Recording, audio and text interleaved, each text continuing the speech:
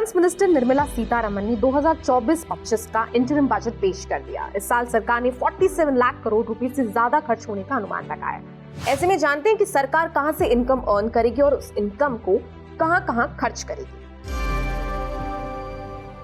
तो finance minister Nirmala Sitharaman ने बताया कि सरकार 2024-25 में 47.65 लाख करोड़ रुपए से ज्यादा खर्च करेगी और ये सिर्फ एक एस्टिमेशन है।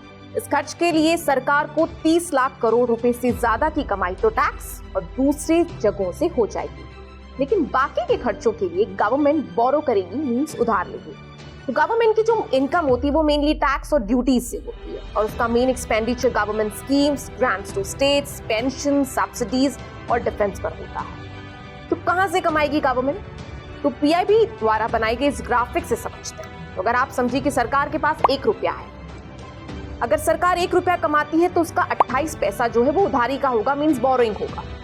19 पैसा इनकम टैक्स, 28 पैसा जीएसटी से मिलेंगे, 17 पैसा जो है वो कॉर्पोरेशन टैक्स से आएंगे, 5 पैसा एक्साइज ड्यूटी और 4 पैसा कस्टम से आएगा और बाकी का पैसा नॉन डेट कैपिटल और नॉन टैक्स रिसीट से मिलेगा। तो ये तो हो गई इनकम की बात, आवक की बात। अब हम समझते हैं कि खर्चा कहां करेगी गवर्नमेंट और कैसे करेगी। तो सरकार ये जो 1 रुपया कमा रही है उसका 20 पैसा तो लिए गए कर्ज पर ब्याज चुकाने में ही चला जाएगा, मींस इंटरेस्ट में ही चला जाएगा 20 पैसा। तो 20 पैसा राज्यों में बढ़ जाएगा, 16 पैसा केंद्र की योजनाओं, दैट मींस सेंट्रल गवर्नमेंट की स्कीम, और 8 पैसा जो है केंद्र प्रायोजित योजनाओं, that means centrally sponsored schemes पर ही खर्च होगा। इसके बाद जो 8 पैसा है वो फाइनेंस कमीशन और डिफेंस के पास चला जाएगा, 6 पैसा सब्सिडी और 4 पैसा पेंशन पर खर्च हो जाएगा। तो सबसे ज्यादा पैसा सरकार के पास कर्ज के जरिए आता है, मींस बोरोइंग्स के थ्रू आता है। तो अब सवाल आता है कि देश की सरकार पर किन वजहों से कर्ज बढ़ता है।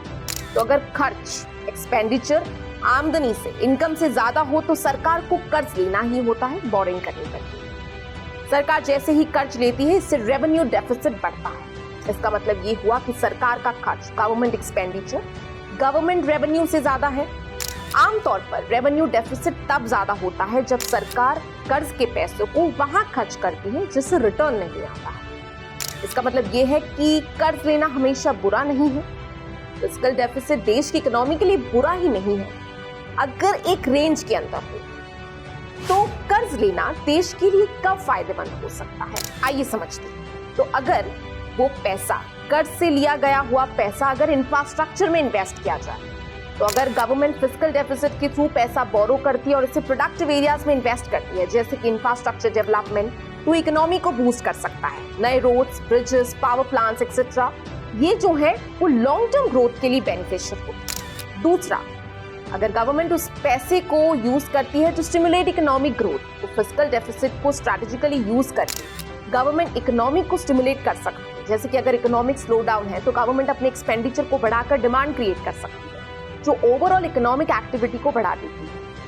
तीसरा, जॉब क्रिएशन के लिए अगर गवर्नमेंट फिस्कल डेफिसिट के through employment generating programmes implement करती है तो ये जॉब अपॉर्चुनिटीज क्रिएट होती हैं। इससे अनएम्प्लॉयमेंट कम होता है और लोगों का जो परचेजिंग पावर भी है वो बढ़ता है। दैट मींस उनकी खर्चने की क्षमता बढ़ती है। वो जितना खर्चेंगे उतना देश की इकोनॉमी बूस्ट होगी। इसके अलावा हम आपको बता दें कि सिर्फ भारत ही नहीं, जो डेवलप इकोनॉमीज हैं, कनाडा, फ्रांस, अमेरिका जैसे देश भी बोरोइंग पर डिपेंडेंट हैं और कर्ज की मदद से देश में खर्चे भी करते हैं। दुनिया का सबसे ताकतवर देश अमेरिका भी कर्ज लेने के मामले में भारत से आगे। जैसे 2022 में भारत का जो कर्ज था जीडीपी के मुकाबले, दैट इज 83%। वहीं अगर हम यूएस की बात करें तो वो था 121%। जापान का नंबर तो भैया बहुत ही ज्यादा है, दैट इज 261%। पर फिर भी एक नंबर के आधार पर आप इन देशों की इकोनॉमीज को कंपेयर क्या कर सकते हैं और ये कंपैरिजन कितना सही होगा। अब आपको बता दें कि सभी देश की अर्थव्यवस्था अलग है, उनके हालात अलग है। फॉर एग्जाम्पल, जापान भले ही कर्ज पर काफी ज्यादा हद तक निर्भर है, पर जापान दूसरों देशों की मुद्रा में करेंसी, या हम कह सकते हैं उसमें कर्ज नहीं लेते। ठीक है, जो जापान है, जो जापान कंट्री है, वो दूसरे देशों की मुद्रा, दूसरे देशों की करेंसी में बोरोइंग नहीं करती है, बल्कि उसका जो सारा कर्ज है, बोरोइंग है, वो उसकी अपनी मुद्रा, उसकी अपनी करेंसी येन में है। इसकी वजह से जापान का जो सेंट्रल बैंक अंतर्राष्ट्रीय बाजार में गिरावट से कम प्रभावित होता है।